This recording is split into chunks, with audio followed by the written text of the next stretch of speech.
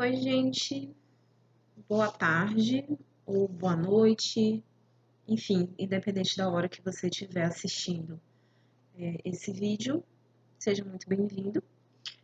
Hoje a gente vai conversar um pouquinho sobre as ideias, né, do Adam Smith com relação ao capitalismo, ao liberalismo, e ele vai ajudar a gente a entender um pouco a discussão da teoria da justiça liberal, tá? Que é uma discussão que vai acontecer essencialmente dentro de um contexto capitalista, tá? Então, a gente vai, na aula de hoje, ver um pouco do Adam Smith, na verdade, ele vai ser, né, o tema da aula, mas a gente também vai conversar um pouquinho sobre o David Ricardo, bem rapidamente, e também um pouco sobre a obra do Marx, tá? Não como o autor principal, mas como um autor que ele estabelece um debate, né, com o Adam Smith anos depois, tá? Então vamos lá, vamos começar conversando um pouco sobre o Adam Smith, cuja obra principal, né, que é A Riqueza das Nações, vai ser escrita em 1776. E ele, na verdade, o Adam Smith, ele viu essa transição da sociedade inglesa, de uma sociedade pré-industrial para uma sociedade industrial. Só que ele presenciou justamente essa mudança de paradigma dentro da economia inglesa, né? Então, um dos pontos que a gente precisa compreender com relação à obra dele é que ele estava vendo o nascimento de um fenômeno e ele só podia se manifestar sobre o que ele estava vendo. Ele não podia prever com muita certeza o que ia acontecer depois disso, tá certo, gente? Então, nesse momento, quando Adam Smith vai escrever A Riqueza das Nações, a gente já está tendo a Revolução Americana, tá? Então, já passou a Revolução Inglesa, tá? A Revolução Gloriosa no século XVII, a gente já passou pelo processo de Revolução Industrial, tá? E a Revolução Francesa ainda vai acontecer, tá certo? E quais seriam as ideias, então, do Adam Smith, tá? Com relação a tudo isso, tá certo? Adam Smith, 25 anos antes, tá, da Riqueza das Nações, ele vai escrever um livro chamado A Teoria dos Sentimentos Morais. Ele era professor de filosofia, tá? Ele não era um economista, como a gente conhece hoje, e ele, na verdade, a área de estudo dele era ciências morais, que era basicamente a filosofia. E o Adam Smith, ele vai dizer pra gente que a gente precisa se atentar para o fato de que o ser humano, tá? Ele opera a partir da barganha, tá? Só que essa barganha, ela vai nascer justamente com a industrialização. Por quê? Antes, quando a gente tinha feudos, tá? Quando a sociedade se organizava a partir de feudos e não a partir do capital, não a partir das fábricas, tá? Nós éramos autossuficientes. Então, você, que era um camponês, você produzia comida para o feudo e as pessoas do feudo elas iam se alimentar daquela produção. Então, se o feudo produzia alface, se a alface, maçã e pera, as pessoas iam comer isso. A gente não ia ter um comércio, né? Da mesma forma, as roupas. Você, muitas das vezes, ia produzir as suas próprias roupas. Tá? Então, a ideia de autossuficiência que o Adam Smith ele aborda para a gente é justamente essa ideia de que a gente vai utilizar as nossas habilidades para sobreviver. Tá? E quando a gente tem essa mudança de paradigma, quando a gente sai do feudalismo e começa a entrar numa sociedade monárquica absolutista, tá? Aos poucos isso vai chegando ao fim, porque eu vou começar a ter o desenvolvimento de outras atividades produtivas. Por exemplo, sapateiros, pessoas que se especializam só em fazer sapatos. E aí eu não preciso aprender a fazer os meus próprios sapatos porque eu posso comprá-los. Então, o princípio da barganha, segundo Adam Smith, é um princípio que ele vai mover as pessoas dentro desse novo sistema que está se consolidando, que é o capitalismo, tá? Então a gente afasta a autossuficiência e a gente começa a barganhar pelos bens que a gente deseja, tá? Isso se dá também graças à especialização, tá? Que a especialização ela é o que, afinal de contas? É a possibilidade de você fazer muito bem uma coisa só. Veja bem, eu sou uma sapateira. Eu faço sapatos, eu sei fazer os melhores sapatos. E você é um ourives. Você sabe trabalhar com os metais, com as joias e você faz as melhores joias. Então percebam, as pessoas começam a aprender ofícios, elas começam a se tornar muito boas em uma coisa somente. E nesse momento a gente começa a ter então as pessoas se juntando para conseguir fornecer serviços, produtos, né? Se fala muito dessa questão das corporações de ofício, tá? Então eu vou ter costureiras, eu vou ter ourives, eu vou ter sapateiros, eu vou ter feirantes que vão comercializar uma produção, tá? Tudo isso, gente, vai fazer parte dessa transição de uma sociedade feudal para uma sociedade que vive sobre o poder do monarca e que chega finalmente à Revolução Industrial. Com a invenção das máquinas a vapor, a gente vai ter um boom dessa especialização, tá? E aí a gente passa a ter não somente indivíduos que, né, influenciam as tomadas de decisão do governante, mas principalmente o mercado, porque agora o mercado ele vai ser um organismo vivo, tá? Dessa forma, gente, o Adam Smith ele vai defender que o trabalho ele cria objetivamente o valor para uma sociedade.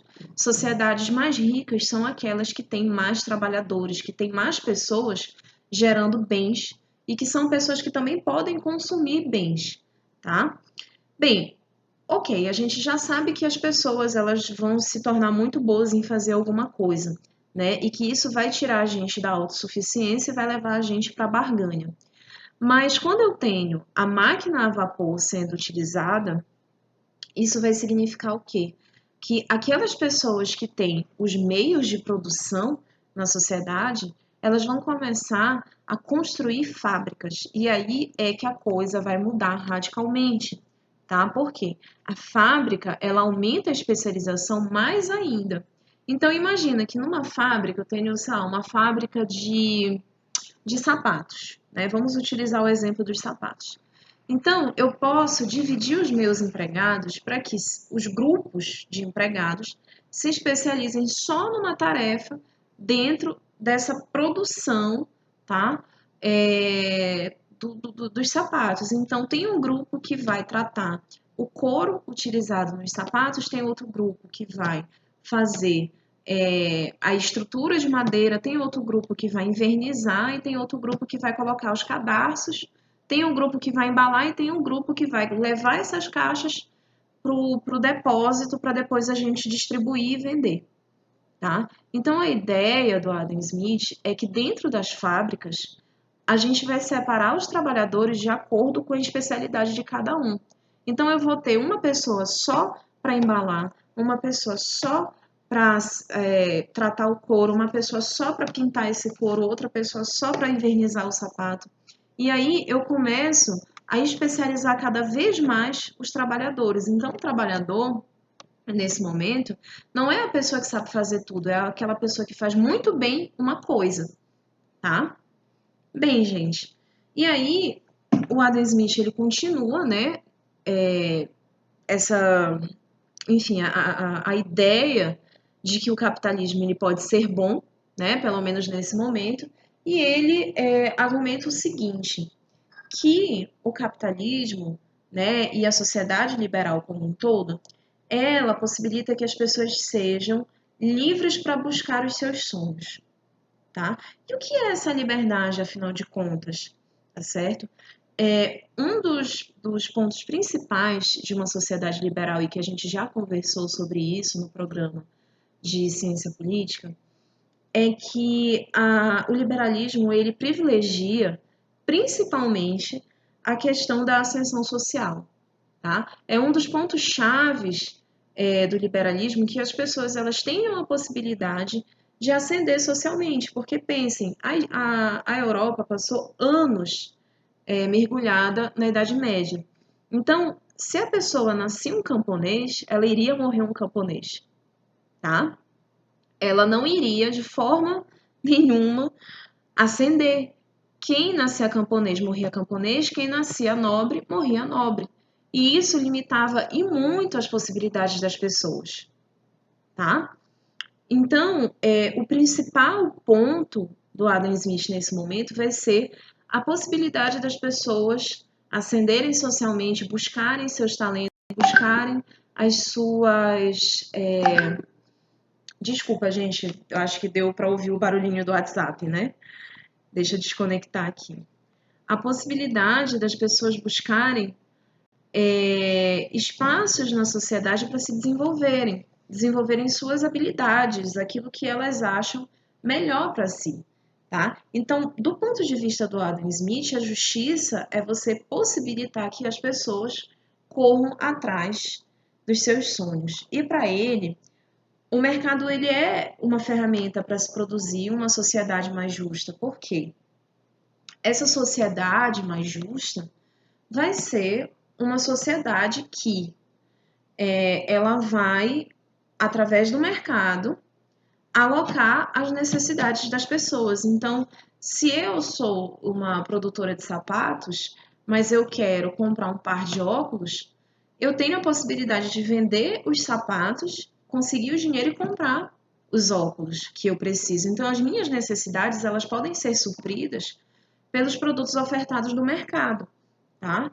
Então, de uma certa forma, o mercado para o Adam Smith ele vai alocar de forma otimizada, ótimo, as necessidades das pessoas, tá? E isso, gente, vai ser a base de praticamente todos os autores liberais que a gente vai ver. Todos eles concordam que, em maior ou menor medida, o mercado tem um papel na promoção da justiça social, tá? O Estado sozinho, ele não poderia saber das necessidades de todos, tá? Até porque, às vezes, as necessidades, a gente acha que sabe o que o outro precisa e, na verdade, não, tá? Um outro mecanismo que ele vai falar é da questão da autorregulação do mercado, né? E aí, a gente entra nessa questão do sistema de preços. Por que que eu tenho um sistema de preços? Porque é a forma que o mercado tem de me dizer aquilo que está em falta, né? Ou que está sobrando. Então, nesses tempos de coronavírus, o que que está em falta? Álcool em gel, luva e máscara. O mercado tem que produzir mais, porque as pessoas estão tendo uma procura muito grande desses objetos. Então, por que que valoriza muito? Por que que sobe o preço? O sistema de preço está indicando para os produtores e para os compradores a necessidade da gente colocar mais desse produto no mercado, porque ele está em falta, tá certo? Então, gente, isso seria a mão invisível do mercado. O mercado ele se autorregula a partir de um sistema de preços, tá? Esse sistema de preços vai sinalizar tanto para produtores quanto para consumidores quais são os produtos que estão sendo nesse momento consumidos, né? Estão sendo mais valorizados e quais produtos não estão tendo uma saída ou quais produtos não estão sendo muito valorizados, tá? Isso também, gente, vai levar em conta toda uma cadeia produtiva. Cada produtor, segundo Adam Smith, ele sabe qual é o preço que ele paga para produzir o produto, tá? Então, vamos utilizar um exemplo aqui. Pegar o meu par de óculos, né? Esse óculos simples, vermelhinho, bonitinho. Um óculos que eu acredito eu seja de acrílico, né? Esse material que ele parece um plástico reluzente. E eu comprei a armação mais a lente por módicos R$ 350, já que eu sou só míope, eu não tenho muitas exigências com relação à minha visão, né? Não preciso de lente anti-reflexo nem nada. é só para, enfim, visão de longo alcance, como por exemplo, eu estou assistindo um filme, eu dirigindo. E, portanto, o que o mercado está sinalizando nesse ponto é que o produtor desse óculos, ele deve gastar em torno aí de uns 200 até 150 reais para me fornecer tudo isso aqui, só que ele precisa pagar a gasolina do transporte, o cara que vai fazer o transporte, os tributos e ainda precisa ter lucro, né? Então, 350 reais, se você enxugar todos os gastos, deve dar uma margem de lucro aí de 100, 150 por aí, tá? Então, cada produtor, cada comerciante vai saber o quanto que ele gasta numa cadeia produtiva para produzir determinado produto, para levar esse produto para o consumidor, tá? Então, o sistema de preços, ele opera dessa forma, e a mão invisível do mercado seria justamente essa autorregulação, tá? O governo, gente, qual é o papel dele na gestão disso tudo? O governo, segundo Adam Smith, não deveria tentar regular, tá? Mas na frente a gente vai ver qual é a visão que o Adam Smith vai ter do Estado, tá? Mas nesse momento eu queria trazer dois pontos para vocês, tá? A ideia de que o capitalismo e o liberalismo, tá, principalmente, e eles andam de mãos dadas porque a burguesia, ela deu, né, esse pontapé para a construção de uma sociedade que era contra a monarquia, contra o direito nobiliárquico, que significa o direito dos nobres. O capitalismo e o liberalismo como um todo vão ser um ataque aos monopólios e aos privilégios. Porque vejam bem, quando a gente tem um monarca absoluto, tá? A gente tem uma nobreza. Essa nobreza vai se reger por um direito que a gente chama de direito nobiliárquico. Que isso são aquelas regras que regem os direitos das relações dos nobres. E não raro, tá? Os nobres eles detinham o monopólio da exploração econômica. Então, por exemplo, você fazer uma exploração de uma colônia, tá? De cana-de-açúcar, por exemplo, é o caso do Brasil. Quem vocês acham que ganhavam esse direito de exploração? A nobreza portuguesa, né? Lógico que tinha um ou outro burguês que se aventuravam, mas eram pessoas assim que tinham boas relações e tinham muito dinheiro para poder investir nisso. Mas geralmente eram os nobres que ganhavam esses monopólios, tá? Essas concessões. Então, isso seria um ataque a esse monopólio e aos privilégios, né? Por exemplo, por que que a monarquia, a nobreza, desculpa, não pode ser taxada? Por que que é só quem produz, né?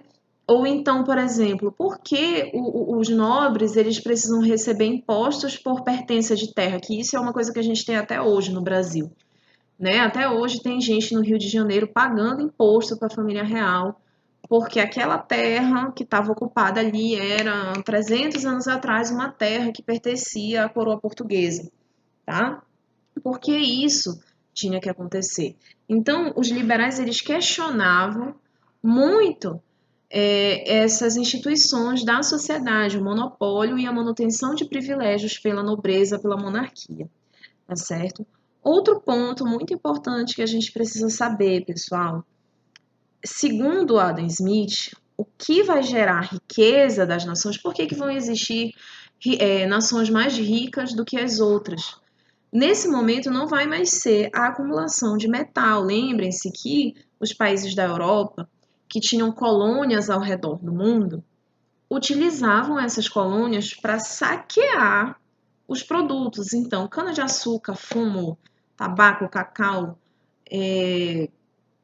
enfim, tudo que pudesse ser retirado, tá? E isso a gente está falando num primeiro momento. Depois é que vai ter a exploração dos metais. Então, por exemplo, aqui no Brasil, ali na região de Minas Gerais, né, que é uma região conhecida pela mineração, o dinheiro dos países vai vir justamente dessa acumulação de metais, de você poder extrair muito ouro, muita prata, cobre, pedras preciosas.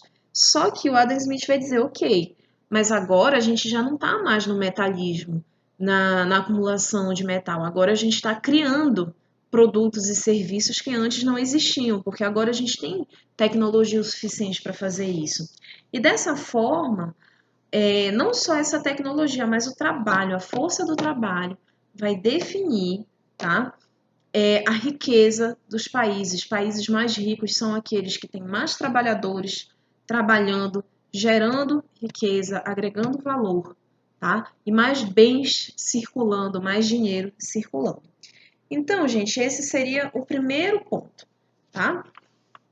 Aí a gente passa, tá? O segundo ponto, tá certo? Que seria propriamente a riqueza das nações, né? O livro de 1776 do Adam Smith.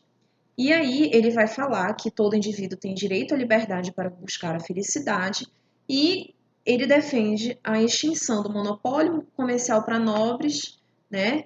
E que certos burgueses também não poderiam monopolizar, que ele vai falar do que a gente hoje conhece como livre concorrência, né? Que é uma coisa que mete medo em muita gente, tá?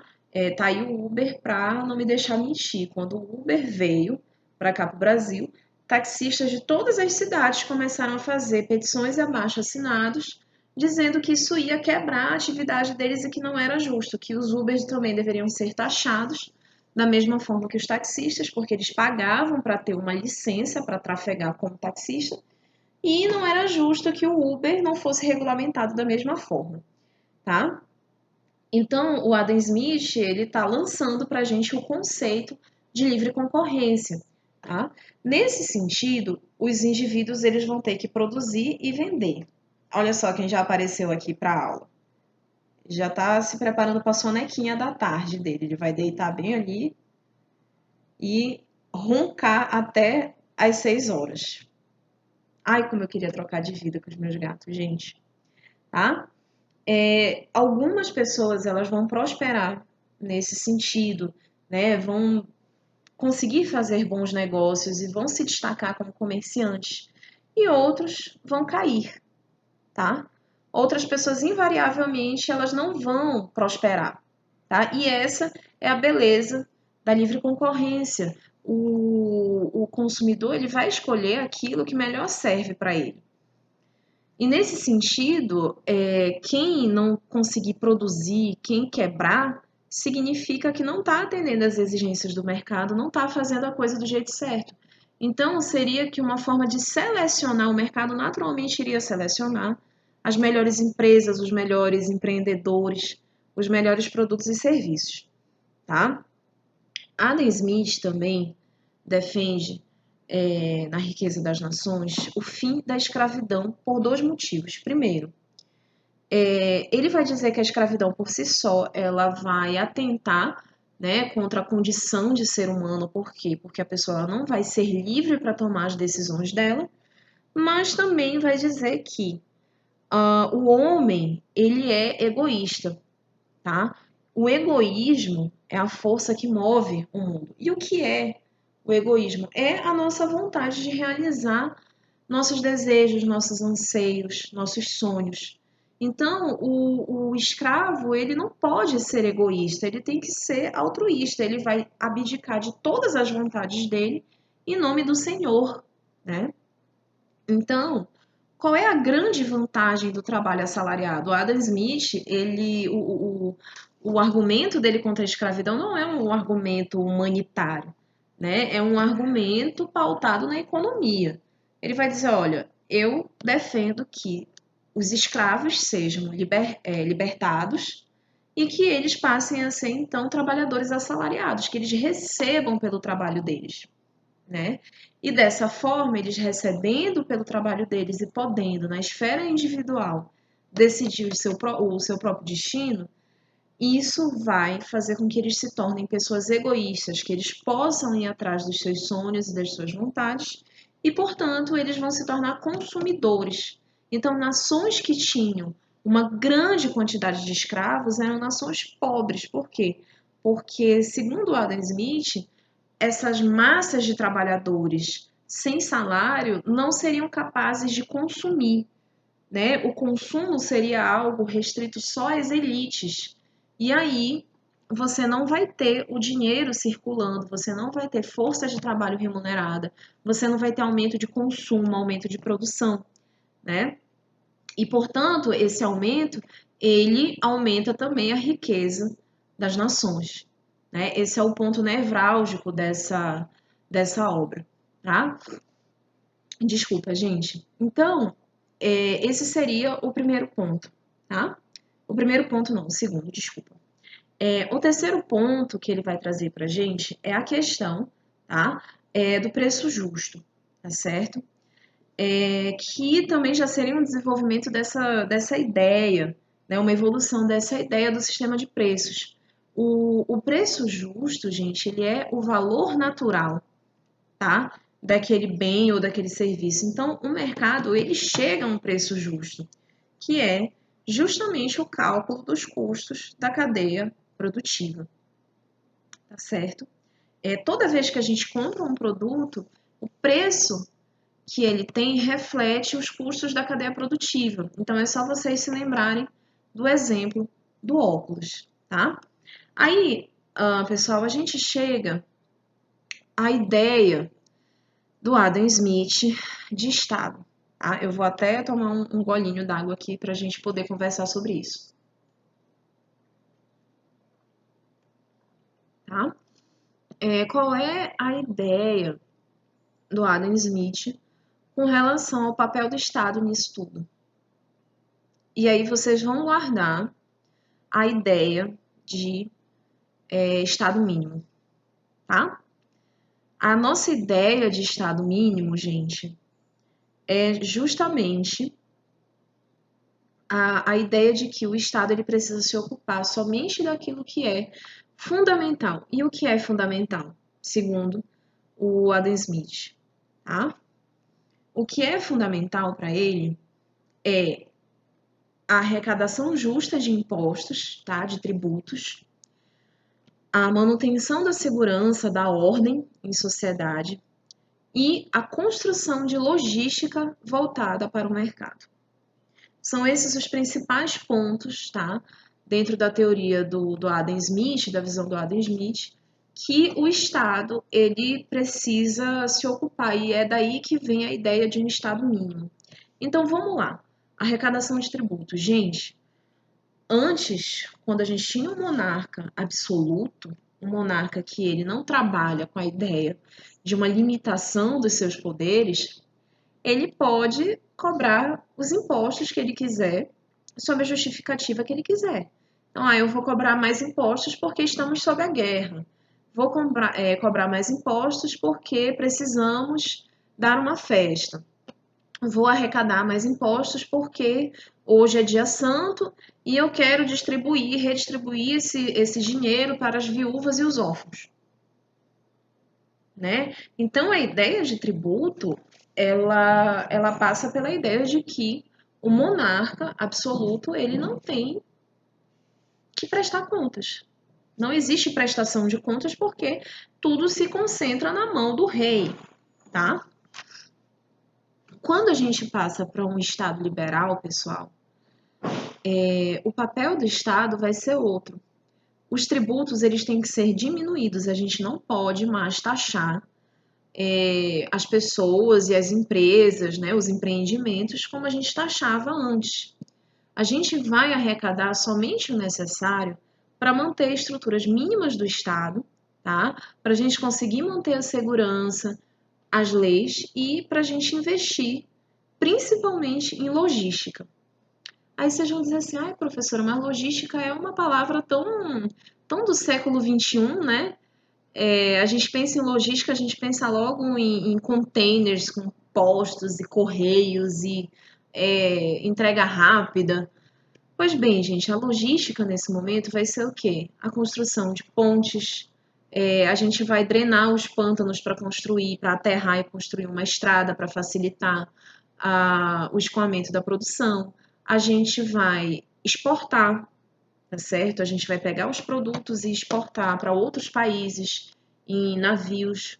A gente vai investir, por exemplo, em Pavimentação, porque aí as ruas elas vão ficar trafegáveis e você vai poder montar a sua loja e as pessoas vão poder visitar a sua loja e, portanto, consumir. Então, o investimento público que vai ser feito nesse momento é em infraestrutura, é eu colocar uma iluminação numa rua de comércio para que as pessoas se sintam mais à vontade para poder trafegar, fazer pontes, a gente conseguir melhorar os portos, a gente vai conseguir melhorar as estradas, tá? Que é uma coisa que, inclusive, hoje em dia o Brasil não faz, tá, gente? É muito difícil a gente falar de logística no Brasil hoje em dia.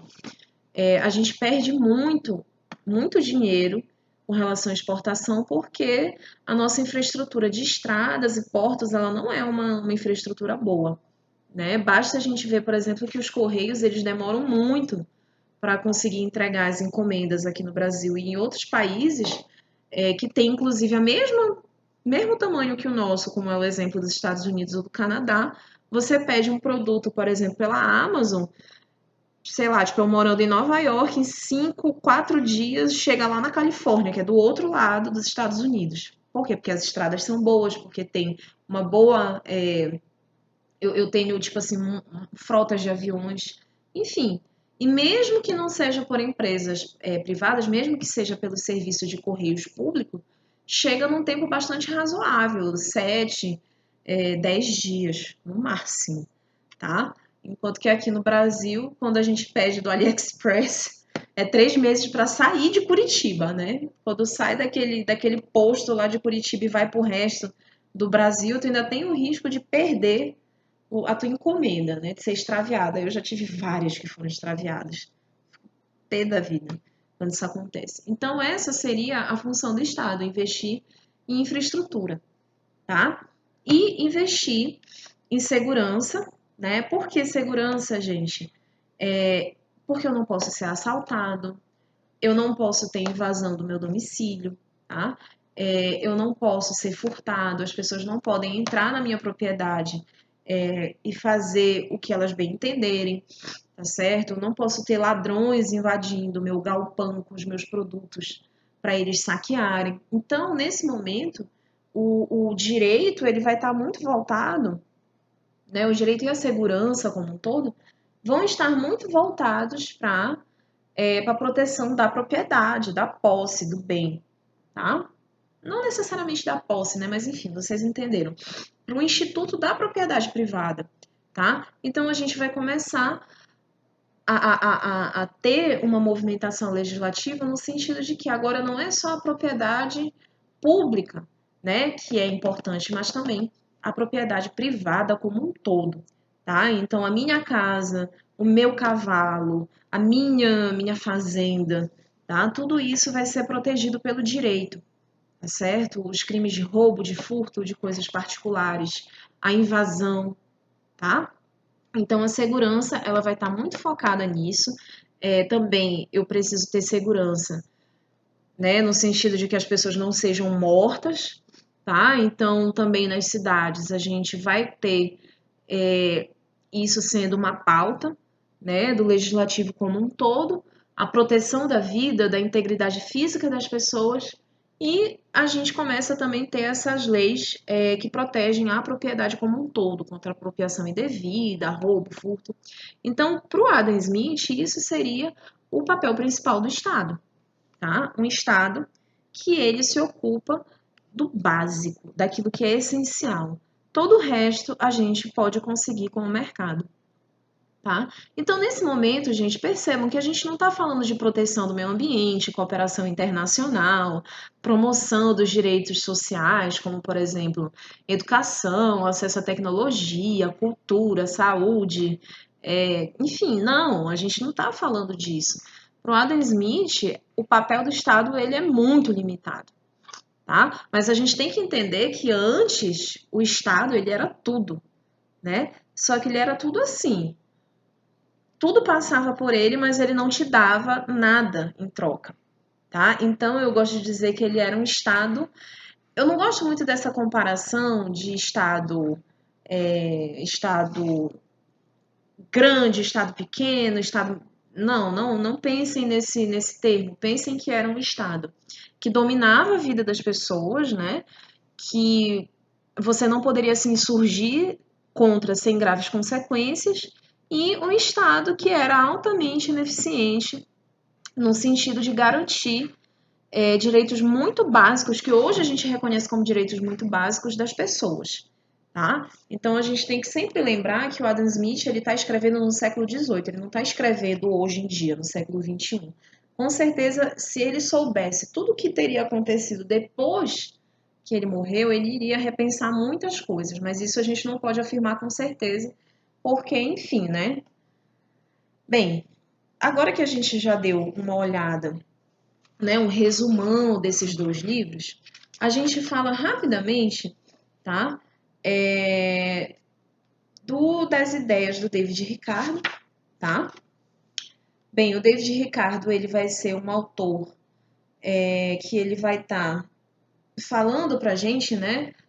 Em 1817, então já tem aí alguns anos após a escrita de A Riqueza das Nações, que é de 1776, tá?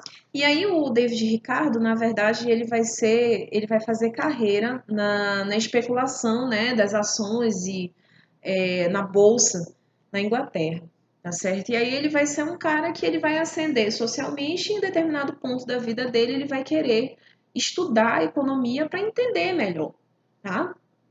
E ele vai perceber, né, nesse início do século XIX, que o processo de industrialização e de urbanização ele está se alastrando, tá certo?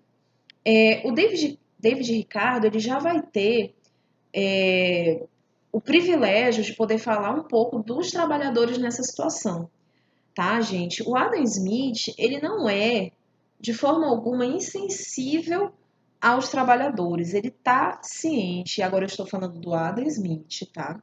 Ele está ciente do que acontece com os trabalhadores nas fábricas. Mas ele vai dizer o seguinte, ele vai dizer, gente, nós estamos num processo de transição. Eu acredito fielmente que daqui a alguns anos todos poderemos ser empreendedores, ser comerciantes e acumular riquezas para a gente seguir os nossos sonhos. Ele tinha realmente essa crença de que o capitalismo poderia fazer as pessoas ascenderem socialmente de forma muito forte, né? A ponto de que os trabalhadores eles não precisariam passar por jornadas exaustivas, eles não precisariam passar por tudo que eles estavam passando. Só que os anos foram caminhando e aí a gente começa a ter, por exemplo, o movimento ludista, tá? Que é um movimento encabeçado pelo Ned Ludd, LUDD, tá? Que é um movimento que vê nas máquinas de dentro das fábricas o principal inimigo dos trabalhadores e tem toda aquela coisa de que a gente tem que destruir as máquinas, eles começam a depredar as máquinas. Só que passado esse momento, gente, vai nascer o protesto operário. Até então a gente não tinha movimentos de trabalhadores, tá? Essas insurgências de trabalhadores que precisam se unir e lutar por direitos. A partir do século XIX, isso começa a ficar muito mais forte. E o David Ricardo, então, ele começa a tomar partido dessas pessoas, ele começa a perceber que a Associação dos Trabalhadores reclamando por direitos e pedindo a redução da jornada de trabalho, melhores condições de trabalho, né, segurança dentro das fábricas, começa a ser uma demanda legítima e ele começa em seus escritos a apontar isso como um caminho, tá, para você ter um equilíbrio, uma equalização dentro do capitalismo, tá certo? David Ricardo vai morrer 6 anos depois, em 1823, tá? E os escritos dele não nos deixam apontar de forma cabal que ele se tornou um socialista posteriormente, né? Mas a verdade é que se você for ver os socialistas ingleses, inclusive os atuais, todos eles de alguma forma citam o David Ricardo nos seus escritos, nos seus estudos, né? Tudo isso leva a crer que o David Ricardo foi uma influência muito forte, tá, para movimentos de esquerda na Inglaterra, no mundo anglo-saxão como um todo. E aí, gente, agora a gente chega no momento que muitos estavam esperando, que é o comentário, tá, de Marx a essa questão da burguesia, tá certo? Marx, então, ele já começa a escrever quando a gente tem uma sociedade burguesa consolidada, né? Que o marco de ano, né, que a gente utiliza é 1850, tá? Vocês veem aí que a Inglaterra percorreu um longo caminho para ela estabelecer o capitalismo, tá? E aí isso também se alastrou para a Europa como um todo e a gente pode dizer que a sociedade burguesa, né, e o capitalismo ele está consolidado na Europa em 1850 e é a partir daí que a gente começa a falar do Karl Marx, tá? Então vamos lá. O Marx ele vai ter então esse privilégio de ver o fenômeno não ele acontecendo, mas ele como já tendo, né, tendo ocorrido, tá? Então, enquanto David Ricardo e o Adam Smith eles vão escrever no momento onde as coisas elas vão estar passando por uma transição, uma mudança de paradigma, o Marx ele já chega quando o paradigma ele está estabelecido, que é o modo de vida da sociedade burguesa, tá bom? E aí ele vai dizer que a revolução industrial ela é um momento nessa revolução burguesa e não é o controle, mas a produção da mercadoria, tá?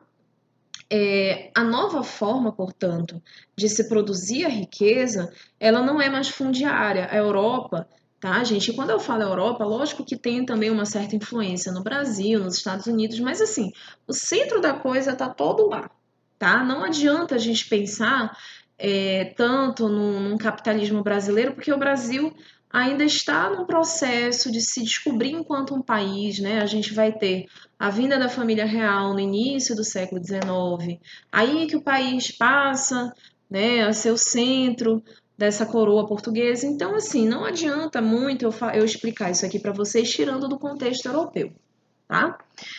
Bem, a Revolução Industrial, então, ela passa a ser um momento nessa Revolução Burguesa, né? E a gente tem uma nova forma de produzir riqueza, tá? Que eu saio do latifúndio, né? Eu saio desse meio rural, que é o meio medieval, né? Como se estabelecia a produção no medievo, e aí a gente passa a ter o dinheiro, tá? O capital, que é uma riqueza móvel. Hoje em dia, o dinheiro ele é muito representado pelo cartão, né? Seja de débito, seja de crédito. E eu não tô com nenhum aqui em cima da minha mesa para mostrar para vocês, mas pensem, a terra, ela é um bem que não se move, é um imóvel. O dinheiro, eu posso pegar ele, colocar debaixo do braço e me mandar. Posso ir para os Estados Unidos, eu posso ir para um paraíso fiscal, eu posso ir para onde eu quiser. Então, uma das principais mudanças é que agora a gente tem mobilidade de bens, tá? E aí, o Marx ele vai dizer para a gente que as máquinas elas aumentam a produção, mas elas também prejudicam os trabalhadores, tá? E aí entra muito aquela ideia, né, do Adam Smith, que ele dizia, não, a gente sabe que está prejudicando, mas quando essa forma de produção for generalizada, todo mundo vai poder se beneficiar disso, tá? Então, o Marx já vai chegar e vai dizer, não, veja bem, não é bem assim, tá? Então, para a gente entender a crítica que o Marx vai fazer, além da gente entender o momento onde ele está escrevendo, a gente precisa entender também, tá? Que o Marx ele vai utilizar uma forma muito peculiar de enxergar toda essa situação, tá? Ele vai dizer que é o mais complexo que explica o menos complexo, tá? Então, assim, a gente pode dizer, eu vou tentar utilizar um exemplo, tá, gente? Eu espero que eu consiga. O que explica a evolução humana no campo da biologia, né? A gente explica essa evolução, né, do Homo sapiens, a gente começa com Homo sapiens e a gente vai regredindo até chegar naquele ancestral comum, tá? entre os homens e os primatas, porque tem gente que diz, e aí quem for da área da biologia, por favor, me corrija posteriormente. Tem gente que diz assim, não, o homem veio do macaco. Não, gente, o homem não veio do macaco. Nós temos, com os primatas, tá? Nós temos um ancestral comum, tá? E aí a evolução do homem, ela é explicada a gente estudando a nossa espécie, que seria a espécie mais desenvolvida, né, dentro dessa cadeia evolutiva, e a gente vai regredindo até chegar ao mais simples.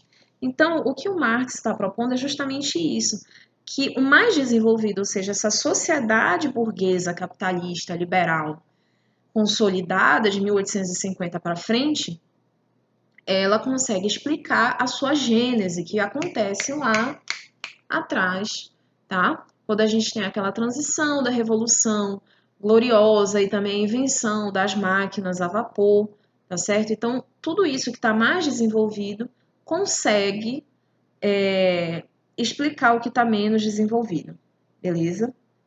Então, o Marx, ele não é um positivista nem um determinista, tá? Ele vai utilizar a ideia de que a gente está analisando um fenômeno histórico. Ele vai se pautar pela historicidade, tá, pessoal? Então, depois que o fenômeno revela as suas tendências, é que você pode, de fato, estudar e compreendê-lo na sua totalidade, tá bom? Então, ele está partindo desse pressuposto de que a humanidade não foi sempre assim e a humanidade provavelmente não vai ser para sempre capitalista, tá? Bem, ele também está partindo do pressuposto de que o trabalhador, nesse momento, ele não é mais um coitado, tá? O trabalhador, ele vai sair dessa posição, né, de, eu tô sofrendo na fábrica, porque eu passo 12, 16 horas por dia trabalhando numa fábrica muito insalubre, e ele vai começar a olhar o trabalhador como um ator social, como alguém que pode influenciar a tomada de decisão no debate público, tá? E aí ele traz essa valoração que ela não necessariamente é uma valoração científica, gente, é uma valoração social, que está no campo do social, tá? E esse objeto, ele vai existir por si só, tá? O objeto capitalismo, o objeto trabalhadores, e o Marx ele vai fazer uma opção, tá? Por analisar esses trabalhadores, né? E também analisar as estruturas capitalistas de poder, a produção, quem detém, né, esse poder de produzir. Então, assim, isso na verdade seria a base para o diálogo que ele vai estabelecer com o liberalismo. E aí vem uma série de críticas, né, de que o Estado, isso a gente já conversou, de que o Estado ele é uma ferramenta para manter a burguesia no poder, tá? Então, assim, a gente trocou o monarca por um grupo de pessoas que detém a possibilidade de produzir bens para a sociedade, né? Para os detentores do capital. E ele vai dizer também que quando a gente destruir o Estado, como essa estrutura que mantém os trabalhadores na miséria, a gente necessariamente vai ter que abolir a ideia de classe social. Então, não vai mais existir, né, e o Marx vai dizer isso posteriormente, não vai mais existir, por exemplo, a necessidade de eu ter um Estado com leis que protejam a propriedade, porque não vai mais existir o burguês, não vai mais existir o trabalhador, tá? Todos vão ficar no mesmo patamar. E aí começa a ideia de que o Estado vai alocar as necessidades das pessoas, tá? E fazer essa distribuição. Então, muito a grosso modo, seria esse o debate que o Marx iria estabelecer com esses autores, né? Mas vejam bem, o Marx já está analisando o fenômeno consolidado. Ele vai dizer o Estado liberal é um Estado que é utilizado pela burguesia para manter o seu poder de produzir, o seu poder perante o capital, tá? Então, para Marx, a gente não pode deter o Estado, tá? A gente não pode, na verdade, fomentar um Estado que é utilizado, é aparelhado por essa classe para manter a miséria e a dependência de outras classes sociais, que no caso seriam os trabalhadores, né? E isso seria, assim, bem grosso modo, a crítica dele ao capitalismo, à burguesia, porque naturalmente vão existir desigualdades. E veja, em todos os momentos, eu não falei que as pessoas seriam iguais no capitalismo. Eu falei que elas teriam a possibilidade de correr em busca daquilo que elas valorizam, né? E é daí que vem a desigualdade, tá? Só que para um liberal essa desigualdade não necessariamente ela é ruim. Para alguém que adota o marxismo como o referencial teórico, isso é ruim porque alguns vão vencer e outros, muitos outros vão perder, né? E a sociedade não deveria ser um jogo de quem perde e quem ganha, tá certo? Então, pessoal, esse seria o assunto, né? Os nossos 50 minutos de assunto. E aí eu encontro vocês para a gente conversar e debater isso, tá? De forma mais específica, para a gente tirar dúvida, aprofundar, trazer esse debate para os dias de hoje, tá certo? Então é isso, um beijo, tchau, tchau.